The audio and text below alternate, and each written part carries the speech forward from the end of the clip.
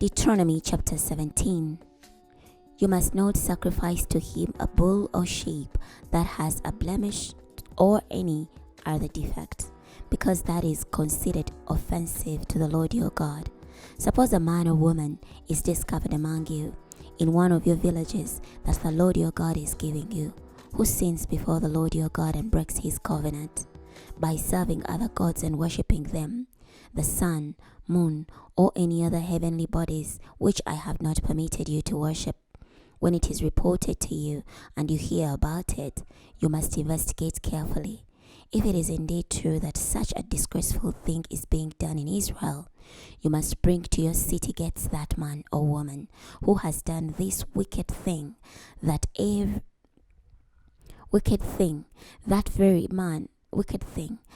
very man or woman, and you must stone that person to death.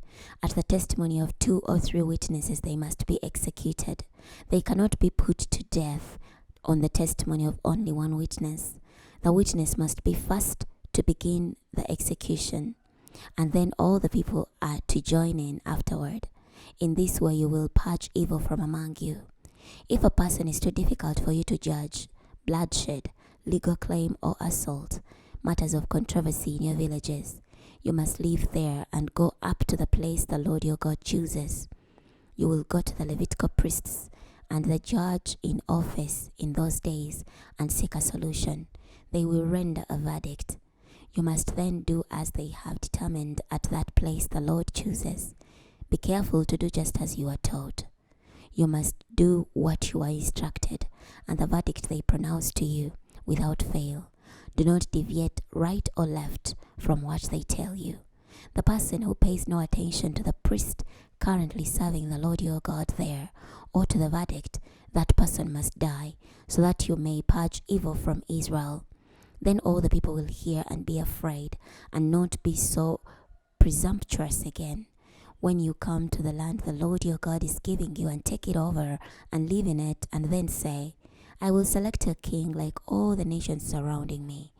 You must select without fail a king whom the Lord your God chooses.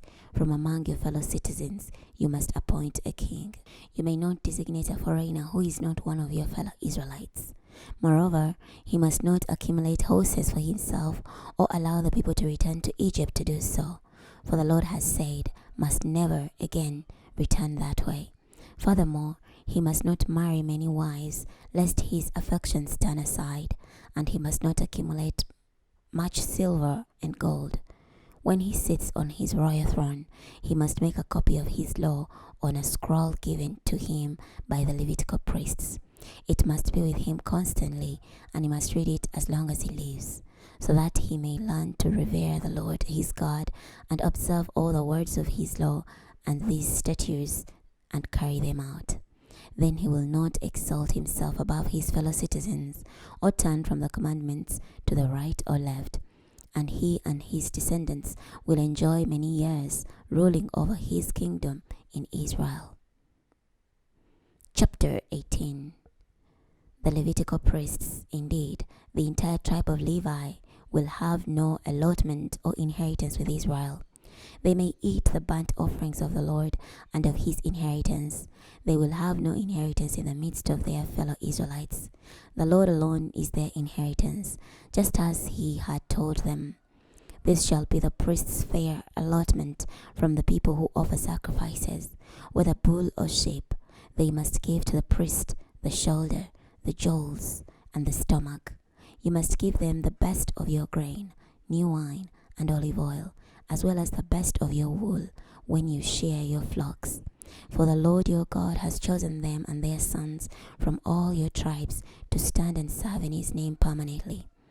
Suppose a Levite comes by his own free will from one of your villages, from any part of Israel where he is living, to the place the Lord chooses, and serves in the name of the Lord his God, like his fellow Levites who stand there before the Lord.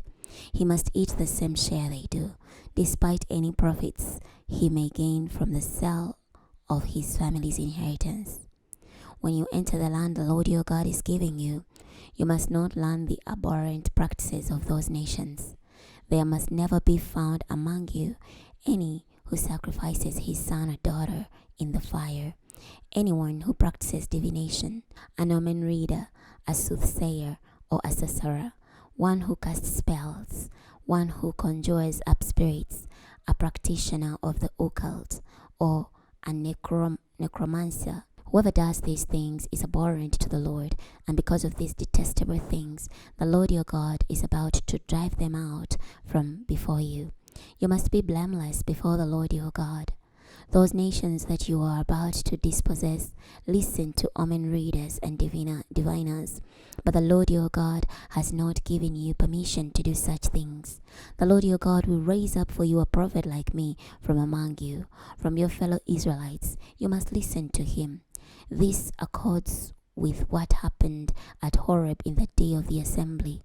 You asked the Lord your God, please do not make us hear the voice of the Lord our God anymore, or see this great fire anymore, lest we die. The Lord then said to me, what they have said is good.